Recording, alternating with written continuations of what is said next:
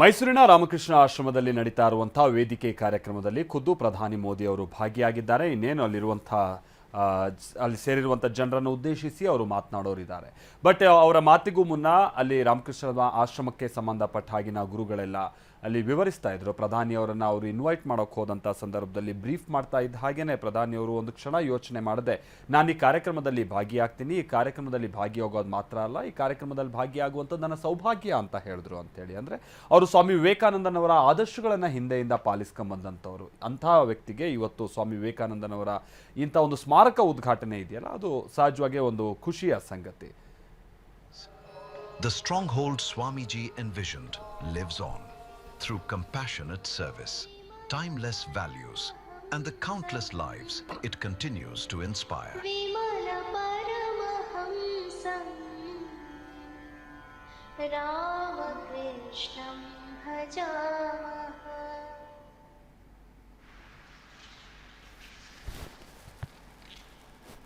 Now, two students of our 73-year-old Sri Ramakrishna Vidyashala will present selected passages from Swami Vivekananda.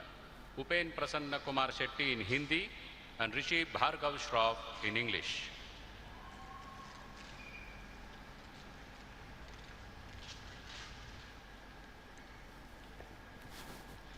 युवकों के प्रति स्वामी विवेकानंद जी के संदेश। हे भाइयों, हम सभी लोगों को इस समय कठिन परिश्रम करना होगा। अब सोने का समय नहीं है। भारत माता तत्परता से प्रतीक्षा कर रही है। पहले की अपेक्षा और शक्तिशाली बनकर उसे सिंहासन पर बिठाइए। हम लोगों ने अपने पुरखों से उत्तराधिकार के रूप में जो अमूल्य संपत्ति पाई, उसे सुरक्षित रखना हमारा प्रथम तथा प्रधान कर्तव्य समझना चाहिए। यदि आप राष्ट्रीय जीवन को दुरुस्त रखना चाहते हैं तो पहले पहल भारतीय विचार, भारतीय प्रथा, भारतीय दर्शन और भारतीय साहित्य में रुचि रखना है। इनके सहारे हमारे समाज का नव निर्माण होना चाहिए। अब तो हमें ऐसा मनुष्य चाहिए जो अपने हाथ का सहारा दे, आंतरिक इच्छाओं को जड़ से ऊपर उठने दो और अखंड भारतीय राष्ट्र संगठित करो। अब रोने की आवश्यकता नहीं है, आप अपने पैरों पर खड़े हो जाओ। हमें ऐसे धर्म की आवश्यकता है जिससे हम मनुष्य बन सके। हमें ऐसे सिद्धांतों की आवश्यकता है जिससे हम मनुष्य बन सके। हमें ऐसी शिक्षा की आवश्यकता है जो हमें मनुष्य बना सके। उठो, जागो, निर्बलता की इस मोह निद्रा से जाग जाओ। वास्तव में कोई भी दुर्बल नहीं है, इसलिए अपने वास्तविक रूप को प्रकट करो। धन्यवाद।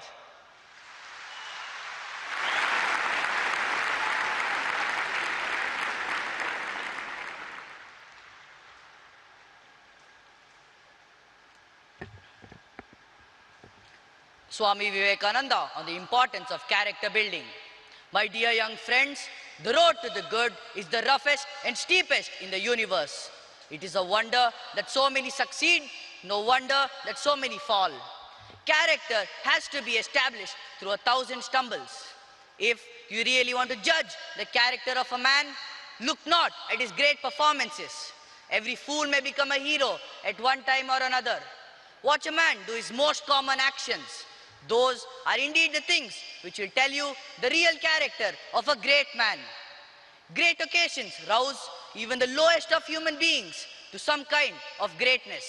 But he alone is a really great man whose character is great always, the same wherever he be. Men, these are wanted. Everything else will be ready, but strong, vigorous, believing young men, sincere to the backbone, are wanted. 100 such and the world becomes revolutionized. Who will give the world light? Sacrifice in the past has been the law. It will be, alas, for ages to come. The earth's bravest and best will have to sacrifice themselves for the good of many and for the welfare of all. Buddhas by the 100 are necessary with eternal love and pity. Love never fails, my brother. Today, tomorrow, or ages after, truth will conquer. Love shall win the victory. Do you love your fellow men? If so, you are irresistible. It is character that pays everywhere. Your country requires heroes. Be heroes. Therefore, stand up, be bold, be strong. Take the whole responsibility on your own shoulders and know that you are the creator of your own destiny. Thank you.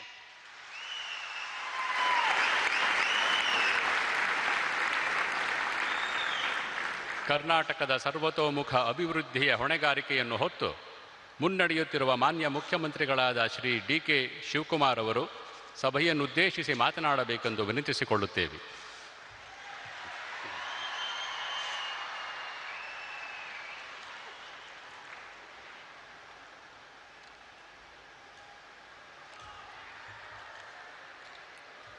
ಎಲ್ಲರಿಗೂ ನಮಸ್ಕಾರ. ನಮಸ್ಕಾರ.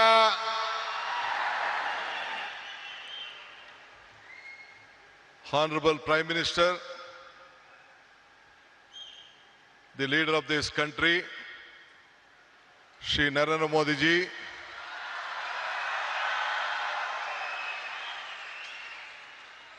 His Excellency, our Governor of Karnataka, Tawarjan Gehlot ji, His Holiness Ramakrishna Maಠದ Belur ಕೇಂದ್ರದ ಅಧ್ಯಕ್ಷರಾದಂಥ ಪರಮ ಪೂಜ್ಯ ಶ್ರೀ ಶ್ರೀ ಸ್ವಾಮಿ ಗೌತಾನಂದ ಮಹಾರಾಜ್, ನಿಮ್ಮೆಲ್ಲರಿಗೂ ನಮಸ್ಕಾರಗಳು. ರಾಮಕೃಷ್ಣ ಮಠದ ಟ್ರಸ್ಟಿ ಪೂಜ್ಯ ಶ್ರೀ ಸೂರ್ಯ ಮುಕ್ತಾನಂದ ಮಹಾರಾಜ್ಗೂ ಕೂಡ ನನ್ನ ನಮಸ್ಕಾರಗಳು. ನಮ್ಮ ಈ ಭಾಗದ ಸಂಸತ್ ಸದಸ್ಯರು, ನನ್ನ ಮಿತ್ರರಾದಂಥ ಯದುವೀ ಕೃಷ್ಣದತ್ತ ಜಾಬರಾಜ ಒಡೆಯರವರೇ, ಮತ್ತೊಬ್ಬ ಶಾಸಕ ಮಿತ್ರರು, ಬಿಜೆಪಿಯ ಪಕ್ಷದ ಅಧ್ಯಕ್ಷರಾದಂಥ ಮಿತ್ರ BY ವಿಜೇಂದ್ರರವರೇ, ಈ ಕ್ಷೇತ್ರದ ಜನಪ್ರಿಯ ಶಾಸಕರಾದಂಥ ಹರೀಶ್ ಗೌಡ್ರೆ, ಮತ್ತು ಮುಖ್ಯವಾಗಿ ಈ ಒಂದು ಪವಿತ್ರವಾದಂಥ ಕಾರ್ಯಕ್ರಮದಲ್ಲಿ ಸಾವಿರಾರು ಸಂಖ್ಯೆಯಲ್ಲಿ ರಾಮಕೃಷ್ಣ ಪರಮಹಂಸರು, ವಿವೇಕಾನಂದರವರು ಮತ್ತು ತಾಯಿ ಅವರೆಲ್ಲ ಅನುಯಾಯಿಗಳಾಗಿ ಒಂದು ಭಕ್ತಿಪೂರ್ವವಾಗಿ ಸೇರಿದಂಥ ಎಲ್ಲ ನನ್ನ ಬಂಧು ಭಗಿನಿಯರೇ, ಇದೊಂದು ದೊಡ್ಡ ಐತಿಹಾಸಿಕವಾದಂಥ ಕಾರ್ಯಕ್ರಮ. ಯುವ ಶಕ್ತಿ, ಯುವ ಆಲೋಚನೆ, ಯುವ ಚಿಂತನೆ, ಇದೇ ವಿವೇಕಾನಂದರ ಚಿಂತನೆ. ನಾನು ಕೂಡ ನನ್ನ ಬದುಕಿನಲ್ಲಿ ಇದನ್ನು ಅಳವಡಿಸ್ಕೊಳ್ಬೇಕು ಅಂಥೇಳಿ ಬಹಳ ಚಿಕ್ಕ ವಯಸ್ಸಿನಲ್ಲಿ ಪ್ರಯತ್ನವನ್ನು ನಾನು ಮಾಡ್ತಾ ಇದ್ದೇನೆ. ಈ ಹೊಸ ಚಿಂತನೆ ಒಂದು ಬದಲಾವಣೆಯ ಒಂದು ಆರಂಭ. ಇವತ್ತು ಯುವಕರ ಕನಸು ದೇಶದ ಕನಸಾಗಿದೆ. ನಾವು ಇಬ್ಬರು ಯುವಕರನ್ನು ನಾವು ಗಮನಿಸಿದ್ದೇವೆ. ನಮ್ಮ ಯುವಕರು, ವಿದ್ಯಾರ್ಥಿಗಳು ಇಡೀ ರಾಷ್ಟ್ರಕ್ಕೆ ಏನು ಸ್ವಾಮಿ ವಿವೇಕಾನಂದವರು ಕೊಟ್ಟ ಆದೇಶವನ್ನ ನನ್ನ ಯುವಕರು ನಮ್ಮೆಲ್ಲರೂ ಕೂಡ ಒಂದು ಸಂದೇಶವನ್ನು ಕೊಟ್ಟಿದ್ದಾರೆ. ಎಲ್ಲ ರಾಮಕೃಷ್ಣ ವಿದ್ಯಾಶಾಲೆ ಎಲ್ಲ ನನ್ನ ಯುವಕ ವಿದ್ಯಾರ್ಥಿಗಳಿಗೆ ನನ್ನ ಸಾಷ್ಟಾಂಗ ನಮಸ್ಕಾರಗಳನ್ನು ಅರ್ಪಿಸಲಿಕ್ಕೆ ನಾನು ಬಯಸ್ತಾ ಇದ್ದೇನೆ. ಇದು ನಮ್ಮ ಸರ್ಕಾರದ ಆಲೋಚನೆ ಕೂಡ ವಿವೇಕಾನಂದರ ಆಲೋಚನೆಯನ್ನ ಹಮ್ಮಿಕೊಂಡಿದ್ದೇನೆ. ಯುಗ ನವಯುಗ, ಇದೇ ನಮ್ಮ ದೊಡ್ಡ ಘೋಷಣೆ ಅಂತ ಹೇಳಲಿಕ್ಕೆ ನನಗೆ ಬಹಳ ಸಂತೋಷ ಆಗ್ತದೆ. ಇವತ್ತು ನಾವೆಲ್ಲ ಸೇರಿ ಒಂದು ಟೀಮ್ ಕರ್ನಾಟಕ ಆಗಿ ಕರ್ನಾಟಕದ ಅಭಿವೃದ್ಧಿಗೆ ಇಡೀ ವಿಶ್ವ ಕರ್ನಾಟಕವನ್ನ ಗಮನಿಸ್ತಾ ಇದೆ. ಈ ಹಿನ್ನೆಲೆಯಲ್ಲಿ 16,000 ಯುವ ಸಂಘಟನೆಗಳು ಒಟ್ಟಾಗಬೇಕು. ಇಡೀ ಪಂಚಾಯತ್ಗಳಲ್ಲಿ, ಮುನ್ಸಿಪಾಲಿಟಿಗಳಲ್ಲಿ ಸಂಘಗಳು ಬೇರೂಡಬೇಕು ಅಂತ ಹೇಳಿ ನಾನು ಕೂಡ ಒಂದು ಹೊಸ ಚಿಂತನೆಯನ್ನ ಪ್ರಾರಂಭವನ್ನು ನಾನು ಮಾಡ್ತಾ ಇದ್ದೇನೆ. ಹಳ್ಳಿಗಳಲ್ಲಿ, ನಗರಗಳಲ್ಲಿ ನಮ್ಮ ಯುವ ಶಕ್ತಿಯನ್ನು ನಾವು ಸರಿಯಾದ ರೀತಿ ಬಳಸ್ಕೊಂಡು ಸಾಂಸ್ಕೃತಿಕ ಕ್ರೀಡೆ, ನಾಟಕ ಇವೆಲ್ಲ ಕೂಡ ಅಳವಡಿಸ್ಕೊಳ್ಳಿಕ್ಕೆ ಅನೇಕ ಕಾರ್ಯಕ್ರಮಗಳನ್ನು ಇವತ್ತೆಲ್ಲ ನಾವು ರೂಪಿಸ್ಕೊಂಡು ಬಂದಿದ್ದೇವೆ. ಈ ಮೂಲಕ ನಮ್ಮ ಯುವಕರಲ್ಲಿ ಒಂದು ದೈಹಿಕವಾದಂಥ ಶಕ್ತಿಯನ್ನ ಮಾನಸಿಕವಾದಂಥ ಶಕ್ತಿಯನ್ನ ಇವತ್ತು ನಾವೆಲ್ಲರೂ ಕೂಡ ಕಾಪಾಡಲಿಕ್ಕೆ ನಾವೆಲ್ಲ ಕೂಡ ಬದ್ಧರಾಗಿ ಇವತ್ತು ಕೆಲಸವನ್ನು ಮಾಡಬೇಕಾಗಿದೆ. ಬಂಧುಗಳೇ, ಈಗ ತಾನೇ ನಾವು ಟಿವಿಯಲ್ಲಿ ಚಿತ್ರವನ್ನ ಗಮನಿಸ್ತೋ. ಮೈಸೂರಿನ ಇತಿಹಾಸ ವಿಶ್ವದ ಇತಿಹಾಸ. ಮೈಸೂರಿನಿಂದ ಇವತ್ತು ಸ್ವಾಮಿ ವಿವೇಕಾನಂದರವರು 1893ರಲ್ಲಿ ಇಲ್ಲಿಂದ ಹೆಜ್ಜೆ ಹಾಕಿ ಆವತ್ತಿನ ಕಾಲದಲ್ಲಿ ಒಡೆಯರು ಮಹಾರಾಜರು ಏನು ಅವ್ರಿಗೆ ಕೊಟ್ಟಂತ ಪ್ರೋತ್ಸಾಹದಿಂದ ವಿಶ್ವಕ್ಕೆ ಹೋಗಿ ಮೈ ಬ್ರದರ್ಸ್ ಅಂಡ್ ಸಿಸ್ಟರ್ಸ್ ಅಂತ ಏನು ಭಾಷಣವನ್ನ ಮಾಡಿದ್ರು, ಇಡೀ ವಿಶ್ವದ ಗಮನವನ್ನ ಈ ಭೂಮಿಯಿಂದ ಸೆಳೆಲಿಕ್ಕೆ ಒಂದು ದೊಡ್ಡ ಶಕ್ತಿಯನ್ನು ಕೊಟ್ಟರು. ಅದಕ್ಕೆ ನಾನು ನಮ್ಮ ಹಿರಿಯರಂತ ಮಹಾರಾಜರಿಗೆ, ಆವತ್ತಿನ ಕಾಲದ ಮಹಾರಾಜರಿಗೆ ನನ್ನ ಸಾಕ್ಷಾಂಗ ನಮಸ್ಕಾರಗಳನ್ನು ಅರ್ಪಿಸಲಿಕ್ಕೆ ನಾನು ಬಯಸ್ತಾ ಇದ್ದೇನೆ. ಇವತ್ತು ಇಂಥ ಒಂದು ಐತಿಹಾಸಿಕವಾದಂತಹ ಕಾರ್ಯಕ್ರಮದಲ್ಲಿ ಪಾಲ್ಗೊಂಡಿದ್ದೇವೆ. ಇವತ್ತು ವಿವೇಕಾನಂದರ ಸಾಂಸ್ಕೃತಿಕ ಯುವ ಕೇಂದ್ರವನ್ನ ನಮ್ಮ ರಾಮಕೃಷ್ಣ ಮಹಾಸಂಸ್ಥೆಯ ನಮ್ಮ ಪೂಜ್ಯರೆಲ್ಲ ಕೂಡ ಇವತ್ತು ಅಳವಡಿಸಿದ್ದಾರೆ. ಇದು ಅವರ ವೈಯಕ್ತಿಕವಾದಂತಹ ಆಶ್ರಮದ ಆಸ್ತಿ ಅಲ್ಲ, ಇದು ಇಡೀ ದೇಶದ ಆಸ್ತಿ. ಈ ದೇಶದ ಯುವಕರನ್ನ ಯಾವ ದಿಟ್ಟಿನಲ್ಲಿ ತೆಗೆದುಕೊಂಡು ಹೋಗ್ಬೇಕು ಅಂತೇಳಿ ಒಂದು ಕಾರ್ಯಕ್ರಮವನ್ನು ಇವತ್ತು ರೂಪಿಸಿದ್ದಾರೆ.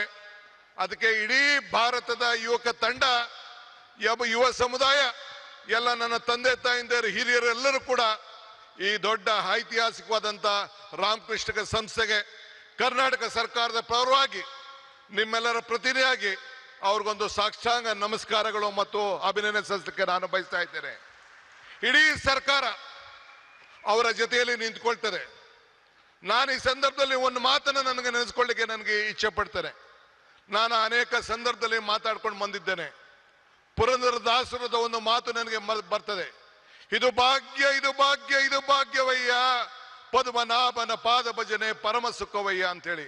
ಹಂಗೆ ಇವತ್ತು ನಾವು ನೀವೆಲ್ಲ ಸೇರಿ ಪ್ರಧಾನಮಂತ್ರಿಗಳು ಬಂದು ಉದ್ಘಾಟನೆ ಮಾಡುವಂತ ಕಾರ್ಯಕ್ರಮದಲ್ಲಿ ಈ ರಾಮಕೃಷ್ಣದ ಮಠದಲ್ಲಿ ಏನು ವಿವೇಕಾನಂದ ಸಾಂಸ್ಕೃತಿಕ ಕೇಂದ್ರದ ಕಾರ್ಯಕ್ರಮದಲ್ಲಿ ಪಾಲ್ಗೊಂಡಿದ್ದು ನಮ್ಮ ಭಾಗ್ಯ ನಮ್ಮ ಭಾಗ್ಯ ನಮ್ಮ ಭಾಗ್ಯ ಅಂತೇಳಿ ನಾನು ಭಾವಿಸ್ಕೊಂಡಿದ್ದೇನೆ. ಬಂಧುಗಳೇ, ನಾನು ಹೆಚ್ಚಿಗೆ ಮಾತಾಡೋಂಥದ್ದು ಇಲ್ಲೇನು ಇಲ್ಲ.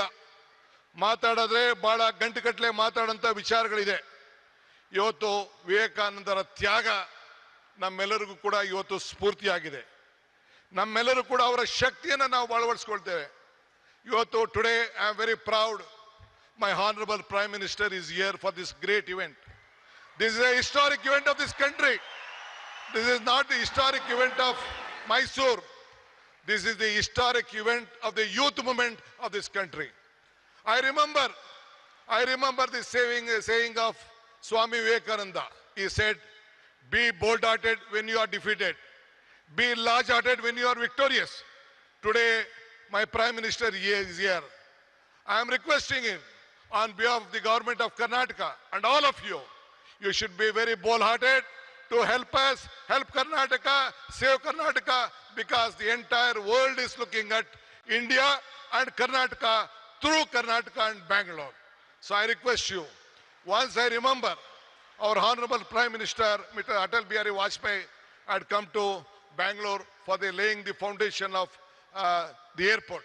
He said, there was a time when the world leaders used to come to Delhi, then they used to come to Calcutta, Mumbai, Chennai, Hyderabad, or different part of the country. Now the situation has changed. This is when Mr. S.M. Krishna, a student of this institution, was the chief minister. He said that Mr. S.M. Krishna was the chief minister. Then he laid the foundation, Atal Bihari Vajpayee laid the foundation of the international airport. Then Mr. Vajpayee said, the situation has come. The world leaders are first coming to Karnataka and Bangalore, then they are coming to Delhi. This is the strength of this great people. Our people are the culture.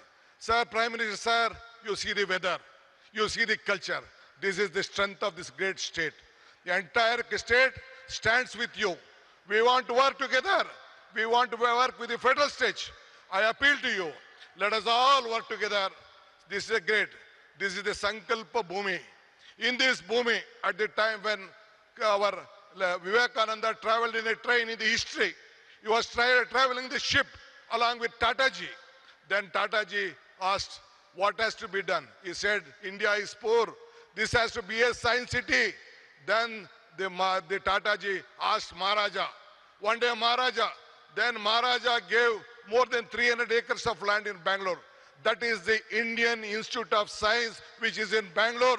That is the contribution of Maharajas to the science of this country. That is what the Maharaja has given, and Tatas helped us.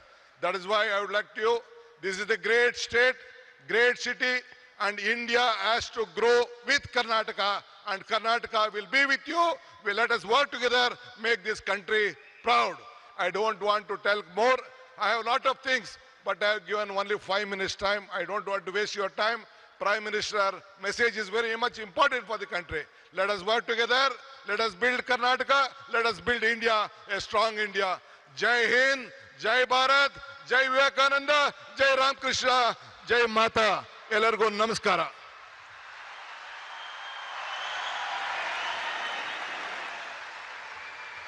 ಮಾನ್ಯ ಮುಖ್ಯಮಂತ್ರಿಗಳಿಗೆ ನಮ್ಮ ಹೃತ್ಪೂರ್ವಕ ಧನ್ಯವಾದಗಳು.